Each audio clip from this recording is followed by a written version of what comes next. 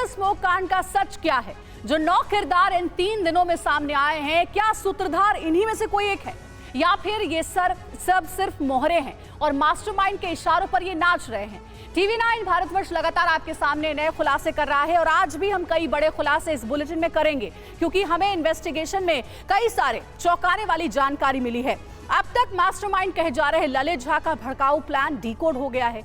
फिल्मी स्टाइल में साजिश को अंजाम देने वाला सागर का प्लान भी सामने आ गया है। तो वहीं हरियाणा की रहने वाली आरोपी नीलम शर्मा के सारे कनेक्शन खंगाले जा रहे हैं। और बड़ी खबर यह है कि सेंसस स्मोक कांड में एक और आरोपी गिरफ्तार हुआ है। पुलिस ने आरोपी महेश को गिरफ्तार किया है।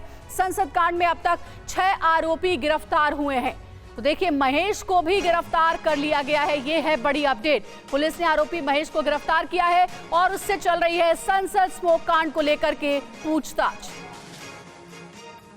और विवेक शर्मा दिल्ली से हमारे सहयोगी ज्यादा अपडेट के साथ जुड़ गए, उनका रुख करेंगे। विवेक, 6 लोगों की गिरफ्तारी हो गई है संसद स्मोक कांड को लेकर के। महेश को भी अरेस्ट किया गया है। महेश के हवाले से क्या चौंकाने वाली जानकारियां हासिल हुई हैं? देखिए, बात की जाए तो इस मामले में 6ठी गिरफ्तारी है महेश की। इससे पहले 5 लोगों को गिरफ्तार किया गया था, जिसमें इस केस का मास्टरमाइंड ललित भी शामिल है। तो ललित जो है, जब उसने सरेंडर किया था कर्तव्य पथ थाने में, तो उस वक्त महेश उसके साथ था। ललित जब घटना के बाद से फरार चल रहा था तो राजस्थान में महेश के पास पहुंचा था और वहां पर महेश ने ही ललित को होटल बुक करवाया था। महेश पर आरोप है कि इसने आरोपियों को लॉजिस्टिक प्रोवाइड कराई थी। अब महेश की क्या और भूमिका रही थी, घटनाक्रम के बारे में इसे कितनी जानकारी थी, क्योंकि बताया जा रहा है सूत्रों के द्वारा इसे कई चीज़ें पता थी और कई प्लानिंग में ये शामिल रहा था। इसे लॉजिस्टिक प्रोवाइड कराने के लिए रखा गया था, यानी कि जब ये लोग फरार होकर निकलेंगे तो उसके बाद ठहराने वाली जगह जो है वो महेश तय करने वाला था और होटल की बुकिंग जो है महेश को करवानी थी, ये सूत्रों का ये कहना है। तो लगातार अब महेश से पूछताछ की जाने वाली है और उसके रोल को भी और देखा जाएगा कि आखिरकार इसकी कहाँ भूमिका थी, किस संगठन से शामिल था, कैसे कैसे ललित के संपर्क में आया। साथ ही आपको बता दें कि इस मामले में एक और शख्स को डिटेन किया गया है, जिसका नाम कैलाश है, जो कि महेश का चचेरा मौसेरा भाई है, उससे भी पूछताछ की जा रही है। तो यानी कि इस मामले में अब तक कुल 6 गिरफ्तारी हो चुकी है। ठीक है विवेक, हमारे साथ आप जुड़े रहिएगा और आज महेश की पटियाला हाउस कोर्ट में पेशी भी होनी है, ये भी है बड़ी अपडेट। इधर संसद स्मोक कांड के आरोपियों से स्पेशल सेल की पूछताछ लगातार चल रही है। 18 सवालों से पूरी साजिश डिकोड करने की कोशिश हो रही है। 13 दिसंबर की वारदात की हर प्लानिंग जानने की कोशिश चल रही है। ललित से भी पूछे गए हैं सवाल, कहां छिपे, किससे संपर्क साधा, ये सारे सवाल पूछे गए हैं। वित्तीय लेन देन को लेकर के भी पूछा गया, फंडिंग को लेकर के भी सवाल हुए हैं। तो देखिए, जिन लोगों की तस्वीरें हम आपको दिखा रहे हैं, ये सभी अब पुलिस की गिरफ्त में और इनसे चल रही है पूछताछ। वहीं संसद स्मोक कांड आरोपियों से सवाल क्या हुए हैं? पहला सवाल जो हुआ वो ये, आप लोग कब और कहां मिले? दूसरा सवाल पूछा गया, घटना को अंजाम देने के लिए किसने कहा था? तीसरा सवाल पूछा गया इन सभी से कि संसद के अंदर और बाहर की जिम्मेदारी किसने तय की थी?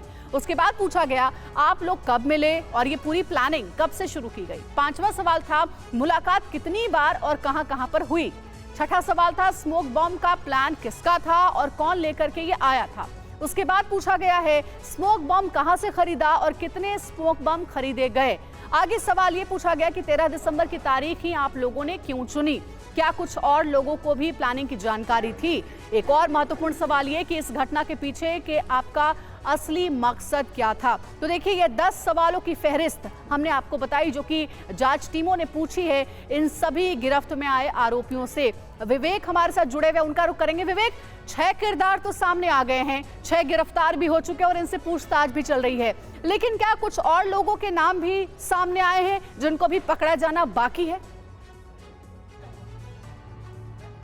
देखिए, इस मामले में बात की जाए तो तकरीबन 50 लोगों की लिस्ट जो है वो तैयार की गई है, जिनसे इन लोगों ने बात करी थी। सूत्रों का कहना है कि उनकी भूमिका की जांच पड़ताल की जा रही है और साथ ही ये भी देखा जा रहा है कि आरोपियों ने पिछले 15 दिनों में किस किस लोगों से संपर्क किया और वो लोग किस संगठन से या किस गतिविधियों में शामिल रहे हैं। तो हर एक एंगल से पुलिस पूरे मामले की तफ्तीश करी है। उनका कहना है कि जाँच का दायरा लगातार बढ़ता चला जा रहा है और जो ये आरोपी है, इनके घरों के आसपास के पड़ोसियों से भी पूछताछ की जाएगी कि ये लोग किस तरह की गतिविधि में शामिल रहते थे, किन किन लोगों से इसकी मुलाकात होती थी और किस तरह की बातचीत ये लोग करते थे, क्योंकि ये देखा गया था कि ये कई प्रोटेस्टों में एक साथ शामिल हुए हैं। तो ये सबसे बड़ा सवाल है कि कौन कौन से किस किस तरह के प्रोटेस्ट थे।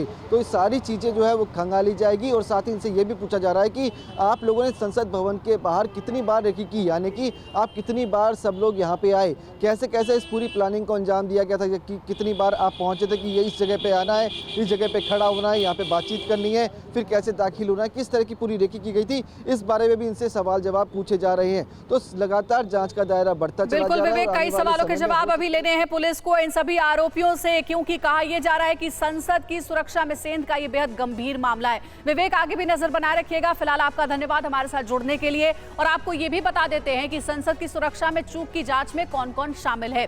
शुरुआती तौर पर इसकी जांच की जिम्मेदारी दिल्ली पुलिस की स्पेशल सेल के पास है। हालांकि इसकी जांच लोकसभा अपने लेवल पर भी कर रही है। इसके अलावा पूरे मामले पर एनआईए और आईबी की भी नजर बनी हुई है। साथ ही साथ यूपी एटीएस की भी नजर बनी हुई है इस केस में, जो कि जांच कर रही है और इसमें शामिल हो सकती है।